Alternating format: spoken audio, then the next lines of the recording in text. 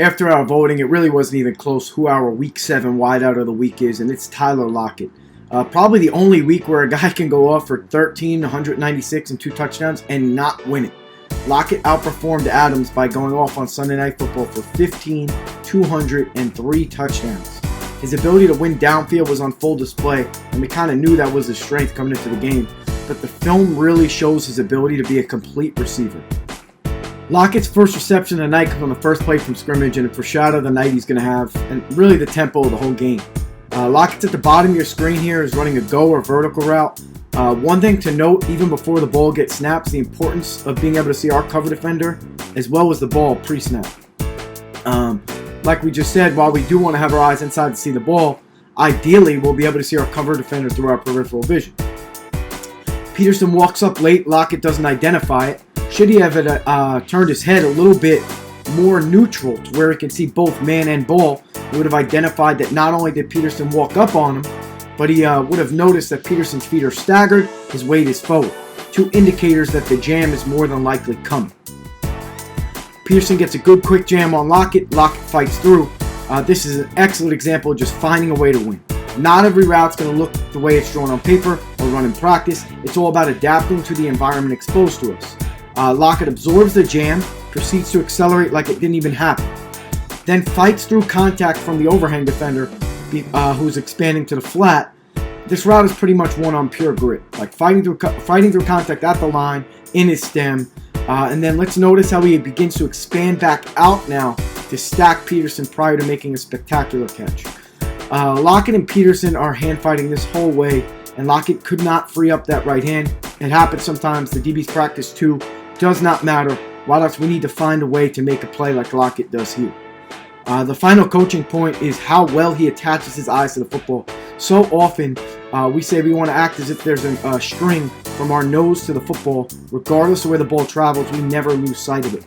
Now let's look at Lockett's eyes here. He's absolutely locked in. The only thing that matters is the ball, so our eyes should never ever leave it. This play really set the tempo for the night, as we mentioned previously, not only for Lockett, but the Seahawks' entire offense. Lockett was basically uncoverable all evening throughout the entirety of this shootout. Lockett is once again aligned at the bottom of your screen for his first touchdown of the night. He has an outbreaker of play action here, does an excellent job altering tempo off the ball in order to separate, and there is an absolute reason why Lockett chooses to run the route with this type of tempo. While some may just see this as a quick out route, there's some real route detail that speaks volumes to Lockett's mastery as a route runner and understanding of the offense. Watch him come off the ball here with controlled tempo, controlled body language, and his eyes inside towards the backer. This pairs up with the play action from the backfield. Once Lockett works the tempo towards the box, his cover defender immediately shoots his eyes to the backfield. While it's only a split second, it's all that is needed to separate here. Lockett sinks his hips, accelerates back to the sideline, and the DB is late because of his eyes shooting to the backfield. This is where the importance of understanding the totality of the play, the scheme, pairing it with route tempo, route stems, and releases to set ourselves up for the most success. Lockett's at the top of your screen here, running a full out or hinge for his 4th reception of the day. 3 things to discuss here. The first being the aggressiveness in which Lockett is attacking in his vertical stem. In order to make the DB uncomfortable, we have to be in attack mode. The second thing is how he expands into the DB's blind spot. Anytime the DB turns either to the sideline or to the field, we want to chase that near hip into the area in which he has difficulty seeing us, which is why it's referred to the blind spot. The final thing is how there is absolutely no change in body language prior to the drop of weight to initiate Lockett's break point. This is frozen right before he starts his break. No indicator to the DB that a break is coming, making it extremely difficult for the defender to drive downhill and make a play. You want to attack vertical, chase the blind spot, provide no indicators. Russ gets the ball out on time. Defender is late. Lockett aligns in a bit of a condensed split to the top of your screen and is running a shallow cross in which he simply outruns his cover defender. However, Lockett does create some extra separation here by eating up space prior to running his route. What this does to the cover defender is it puts him on his heels prior to having to react to Lockett accelerating across the field. Now Lockett is in a race with his cover defender toward the opposite sideline, and Lockett essentially gets a head start by freezing the DB. Lockett is already facing the reception area while the cover defender is still towards the line of scrimmage. Minor details result in major separation here. If Lockett were to just get right to his shallow cross, the DB can match the route a bit easier, diminishing some of the separation. However, Lockett eats up the space prior to bursting across the field, maximizing his separation, ultimately leading to the yak at the end of the play. Once again, Lockett's total skill set is on full display on Sunday night, winning in a variety of ways at all three levels. Lockett's 8th reception comes on a deep shot into double coverage at the end of the half to extend the lead. Lockett's going to have cross-ball motion here and actually ends up getting doubled by the safety and the corner on his vertical route. Major coaching point here for all wideouts. Oftentimes, we'll see guys kind of pull up, take some off the route when they get a coverage contour, which they presume they're out of the read. They're not going to get the ball. It's a perfect reason on why we always have to run our route like we are getting the ball. The first reason is because your job may be to free up somebody else. Okay, this is where understanding the totality of the concept comes into play. It seems that Lockett may not have been the right read here. Please take that with a grain of salt. I'm in no position to question Wilson. Wasn't in the game plan meetings. That being said, Lockett runs his vertical with such urgency that he pulls the corner with him. This leaves the tight end alone on a backer as he runs his wheel up the sideline. He ends up being wide open. The other reason is that it's important to always run the route with urgency because you just might get the ball. Lockett does an excellent job winning here with speed, splits the cover defenders, and is rewarded for it. Another thing to mention is that he doesn't start to track the football until he's about even with his defenders, eliminating any unnecessary loss of speed while tracking. This is the importance of looking late. Lockett has an uncanny ability to block out any distraction when the ball is in the air, in this case the cover defenders.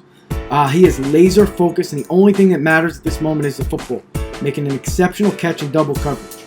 And once again, Russell Wilson drops it in the bucket, perhaps the best deep ball thrower in the league. These two are continuously on the same page. Lockett's in the slot at the top of your screen here. His 9th reception of the day comes on another shallow route, so we won't dive as deep in on this one, but I do want to discuss the release he uses. This is what we refer to as a stretch or slide release. The stretch release is a release tool we use against a shadow or motor mirror defender to move them with a controlled tempo. The beauty of it is the tempo can be changed based on what our goal is. An important part of this release is that the amount of space we eat up vertically, or depth we gain, is dictated by how far off the cover defender is. We want to get on his toes while still having enough space to avoid collision when we exit the release. Lockett does a nice job here using the stretch to pull the defender to the outside prior to breaking in back on the shallow. And then it's just a race again, just like it was on the previous shallow he ran.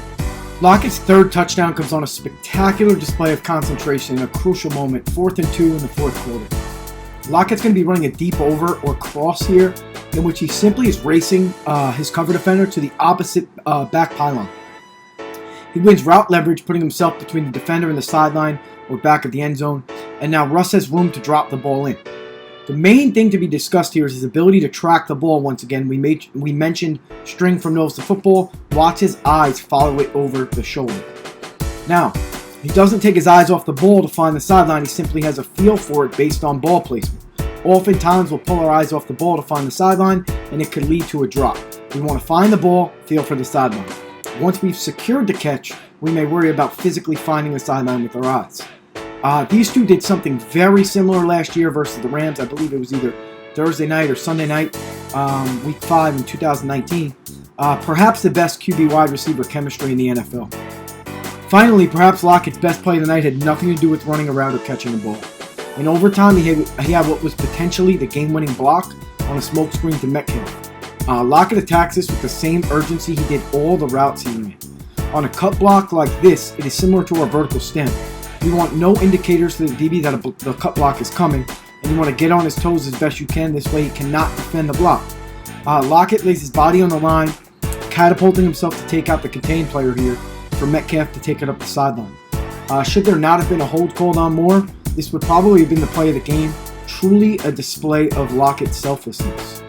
That'll do it for our Week 7 Wideout of the Week. Once again, thank you guys for tuning in and for your time, of course. I hope everybody enjoyed it and you were able to learn something. Let's all have a great week.